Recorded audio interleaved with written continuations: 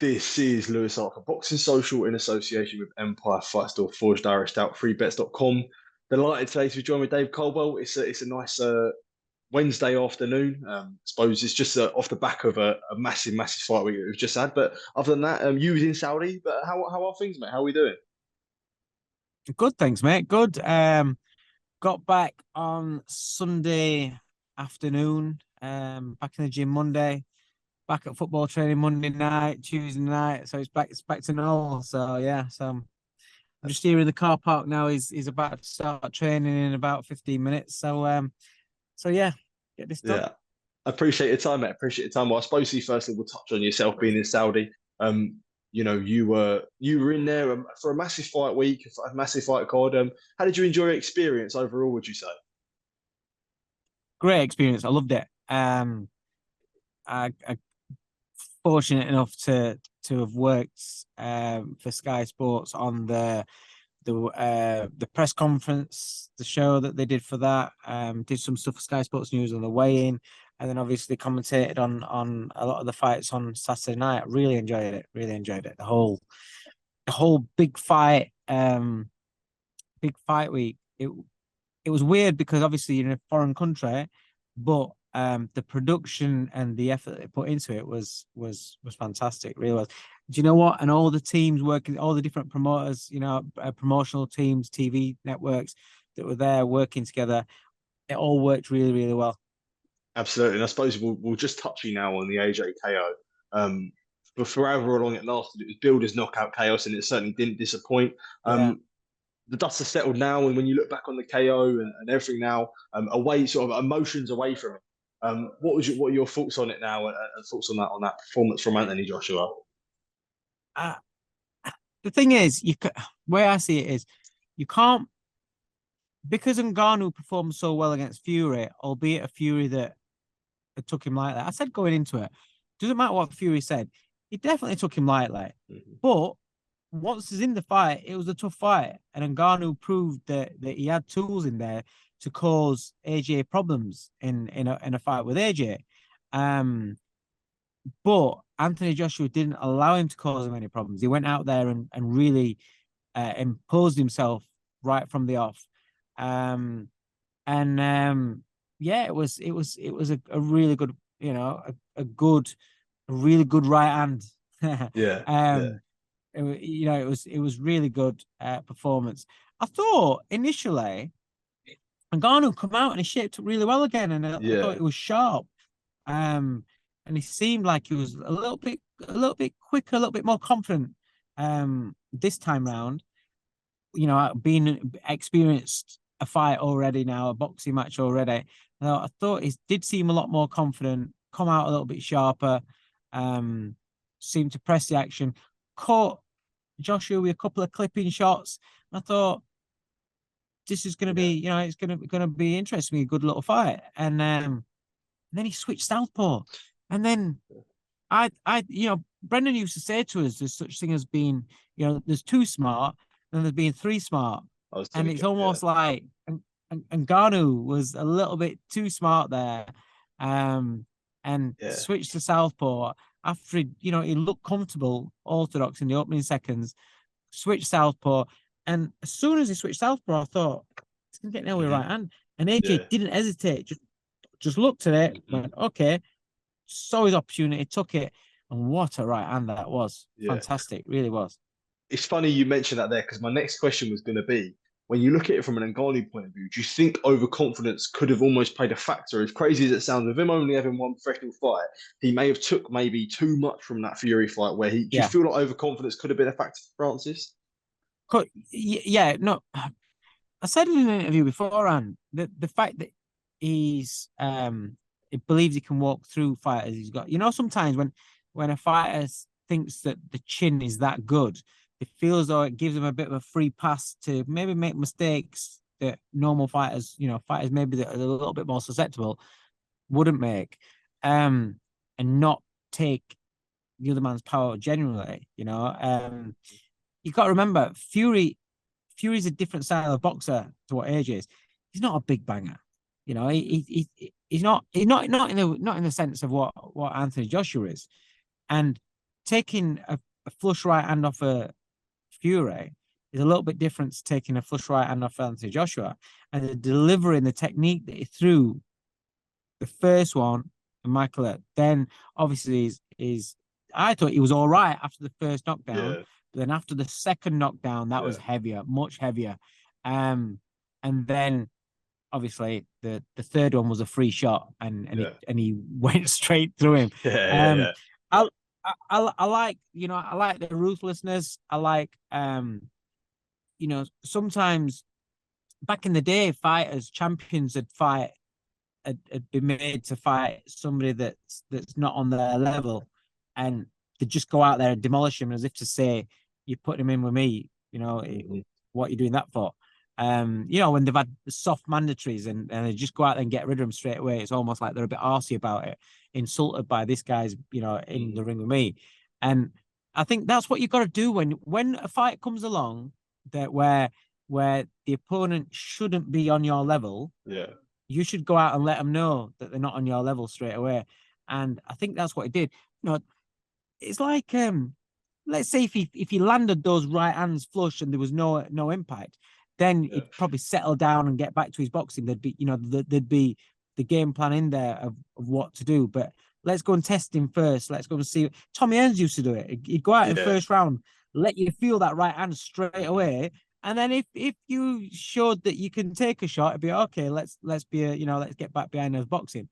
So yeah, I was impressed with him, but you know, ultimately it is a, you know, you've got to sort of like even it out a little bit. It is a guy that's gonna make those mistakes switching around and you know, gonna be hittable because that's his second fight into you know, into his pro game.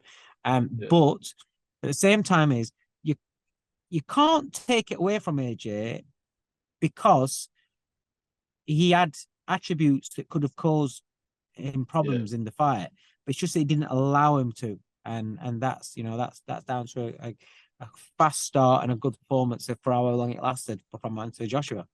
And when it comes to Anthony Joshua and Ben Davison, before the, you know, pre-Wallin fight, a lot was said about their relationship. And you know, where you look at the performance from Wallin, you look at the performance from Ngannou. I mean, people are saying, you know, the old AJ's back. This is AJ's got a new lease of life. Would you buy many of them claims, or do you think, you know, we don't really know yet until he's had, you know, a step above in competition? I don't blame this. The old AJ is back. I think it's just an adaptation of AJ. The old AJ didn't have the experience that this AJ's got, and I'm talking about the losses, the mental anguish or torment from fans that are written him off, pundits, people, you know, people slating him. I was disappointed in his performance against Franklin. But those rounds, the 24 rounds with Usyk as well, they're all part of an education. And a fighter, whilever the fighter is, I always say it, whilever a fighter is wanting to improve, willing to do things to improve, then they can always improve from losses. They're always going to improve from losses and performances where they may not be happy, or, you know, every bit of experience is added to them and they're evolving into a certain fighter. And then you add that to a team that they're comfortable with and a team that can get the best out of them mentally, that allows the physical side to just flow, and the little technical adjustments, then you've got a really good mix, and you've got a fighter that's going to go in there, you know, full of confidence and willing to express himself. Then you got to flip it around and because you've got to be realistic, then you got to flip it around and say, okay, well, Otto Wallin didn't do anything. So, and he knew Otto Wallin, so he was going to be confident in that fight. Then you've got Francis Ngannou, who's had one fight as a boxer. He should go out there, and because he's an elite level heavyweight, so he should go out there and do that. And, you know, Ngannou didn't really get the chance to do anything. You won't know until you have bad moments in a fight whether that coach can get him through those bad moments. I'm not saying he can't, but that's part of when you're wanting to see how does that dynamic work. When shit goes wrong, does he zoom in and listen to him and get out of jail sort of thing? So until those sort of things, then so I'll come in comparison to like Andy Lee with Joseph Parker. Yeah. Right. I know how you guys like to snip and fucking put things. No, of course. I'm not comparing, saying he's doing a better job than him, but I'm seeing a lot on social media saying, is this best partnership, or is it who's doing the better job? All this stuff. It's not. They're both doing amazing jobs with the fighters. Yeah. But what I would say is that Andy with Joseph Parker, and Parker's similar to Joshua in terms of he's had those rough moments, he's had the losses, he's had fights where he's not looked particularly well, and you think, well, that's his level, he's not going to do any better. Yeah. He's come through that with the experience, and he's also got a coach where he trusts that coach. The coach has got into the head, got him to believe in what they want him to do, and he's following instructions. The only difference is that I would say that Parker's been underdog in the last 2 fights, and he's come out victorious. And also in the Zhang fight, he had alarm bells. He had 2 knockdowns against him. Now that's where he could have unraveled, gone to pieces. Yeah. Do you know what I mean? Yeah, for sure. I remember. I've said it before. I'm not being wise after, man. I said it before.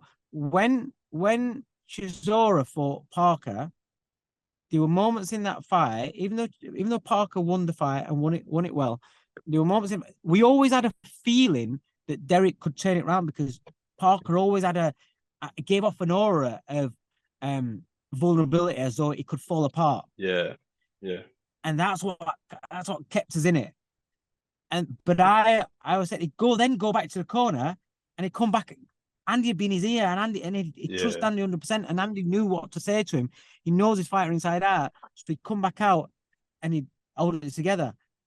And that progression you saw with the Zhang fight, he gets dropped, and he takes the first knockdown is a couple of shots after the knockdown that are worse. I think he takes a hook and a uppercut.